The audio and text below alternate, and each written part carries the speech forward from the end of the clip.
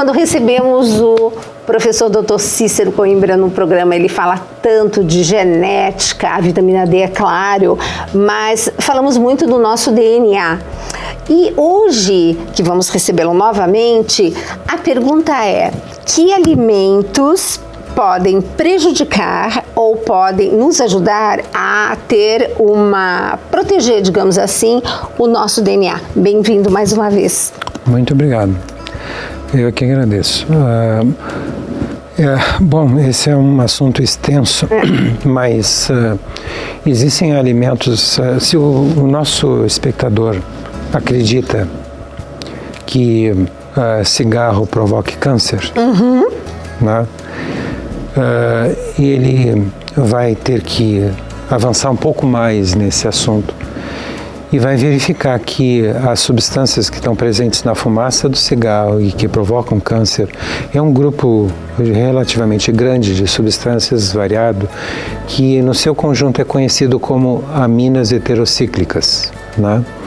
E essas substâncias se formam principalmente nas carnes grelhadas, né? Então, quando você grelha carnes, né, você provoca grandes quantidades dessas substâncias. Essas substâncias, elas provocam danos à nossa genética, né? Algumas pessoas não sabem, outras sabem. Nós temos uma genes presente no núcleo das nossas células e presentes dentro de uma outra estrutura chamada mitocôndria, que é como se fosse uma espécie de usina produtora de energia. Então, ambos os genes que estão presentes tanto no núcleo quanto nessa organela, vamos dizer assim, chamada de mitocôndria, esses genes são danificados por essas aminas heterocíclicas. Essa é a razão pela qual o cigarro provoca câncer de pulmão. E é pela mesma razão que essas aminas heterocíclicas provocam qualquer tipo de câncer, né? Porque elas são absorvidas pelo nosso aparelho digestivo e elas desconhecem barreiras, né? Elas atravessam todas as barreiras, atingem todas as nossas células e provocam danos na nossa genética. O nosso organismo possui mecanismos que são chamados de mecanismos de reparação do DNA, que tem como objetivo reparar o dano provocado por substâncias como essas. O problema é que na dieta ocidental está se comendo tanta carne e principalmente carne cozida a alta temperatura, né? Então na grelha chega a atingir 800 graus centígrados e bem passada, quer dizer, riquíssimas em aminas heterocíclicas, que esses mecanismos de reparação do DNA, eles não dão conta da quantidade de danos que estão sendo provocados. E aí você forma uma célula tumoral, né, uma célula cancerosa, e essa célula cancerosa é a célula que começa a se proliferar mais rapidamente. E as células que se proliferam mais rapidamente são aquelas mais suscetíveis a receberem novas lesões provocadas por essas aminas heterocíclicas e provocarem, então, mais alterações genéticas dentro do próprio tumor, tornando o tumor mais maligno e mais resistente a tratamentos convencionais. Paralelamente a isso, a gente está vivenciando de novo aquela pandemia mundial que é a deficiência generalizada, pandemia de deficiência de vitamina D, que está afetando 9 entre cada 10 pessoas no planeta. Um dos principais efeitos da vitamina D é estimular esses mecanismos de reparação do DNA. Então, esses danos provocados pela nossa genética hoje estão muito potencializados justamente porque nós não temos a vitamina D, que não é vitamina, é uma substância que tem o poder de um hormônio. Canso de falar nisso, não canso de falar nisso. Ela tem o poder de um hormônio, mas tem cerca de 80 funções completamente diferentes. Essa é outra, das 80 funções. É auxiliar na reparação do DNA e manter os genes que nós temos alterados desde que nos formamos como embriões no útero da mãe em hibernação, para que nós não desenvolvamos as doenças que esses genes provocam. Então, não é nutrição propriamente falar sobre vitamina D, mas é importante saber que toda pessoa que tem pelo menos 50 quilos de peso deveria tomar 10 mil unidades, suplementos de 10 mil unidades de vitamina D, se ela vive na cidade. Se ela é um pescador, não é necessidade. Se ela é um agricultor, também não é necessidade. Mas aí depende, porque tem agricultor que cobre todo o rosto, todo o corpo para se proteger do sol.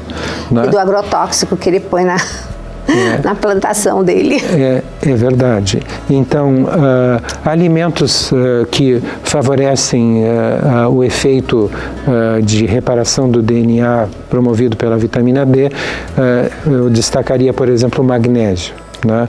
Magnésio é uma substância maravilhosa, é um mineral maravilhoso. Ela simplesmente, você não tem uma única rota metabólica no nosso organismo que em algum momento em algum passo não vai necessitar do magnésio. Até para produzir energia nós precisamos de magnésio e as células não fazem nada sem energia. Essa é talvez a segunda deficiência mais frequente, nutricional, mais frequente no mundo moderno. O magnésio está presente principalmente em verduras e as pessoas comem muito poucas verduras, né? E afeta 80% da população ocidental a deficiência de magnésio. A própria vitamina D precisa de magnésio para o seu efeito, porque para ser ativada, ela só é transformada na forma ativa, que produz os seus efeitos biológicos, mais de 80 funções diferentes, somente na presença de magnésio. Então essas duas deficiências, elas estão completamente interligadas e interdependentes. Deficiência de magnésio, deficiência de vitamina D, entendendo que vitamina D não é nutriente, mas a gente tem que introduzir aqui, ela é uma substância que é produzida na pele quando a gente se expõe ao sol. Se você não se expõe ao sol, você tem deficiência de vitamina D, não há discussão em relação a isso. A outra questão que a gente deveria colocar é em relação à necessidade de que você coma não só verduras, mas verduras cruas, né?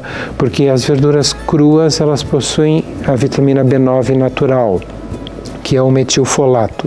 Né? É importante salientar mais uma vez, aproveitar essa oportunidade que você me dá para dizer que ácido fólico não deve ser prescrito para ninguém, muito menos para as gestantes, porque o ácido fólico é a vitamina B9 artificial. A indústria farmacêutica alterou a estrutura química do metilfolato, que está presente nas verduras cruas, porque com a proposta de que o ácido fólico substituiria bem o metilfolato, já que o metilfolato era destruído pelo cozimento das verduras. Então, seria a vitamina B9 artificial ideal para ser administrada para gestantes. Nos últimos 5 anos se descobriu que, na realidade, o ácido fólico não consegue substituir o metilfolato na espécie humana.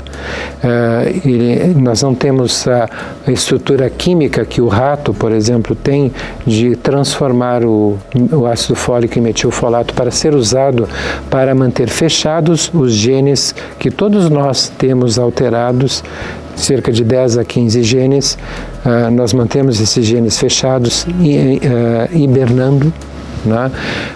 E nós precisamos de metilfolato para fechar esses genes. É a matéria-prima que nós precisamos. Nós precisamos do estímulo para o fechamento desses genes alterados, que é a vitamina D, que é a maior pandemia mundial, afetando 9 entre cada 10 pessoas no planeta, e nós precisamos do metilfolato, e é triste de ver que, apesar de essas publicações terem se acumulado nos últimos 5 anos, a Anvisa continua obrigando os produtores de farinha de trigo e de farinha de milho a enriquecerem os seus produtos com ácido fólico, fazendo com que toda vez que você ingira pão, pizza ou massa, macarrão, você esteja ingerindo, por força de lei da Anvisa, ácido fólico, prejudicando o desenvolvimento dos bebês na gestação.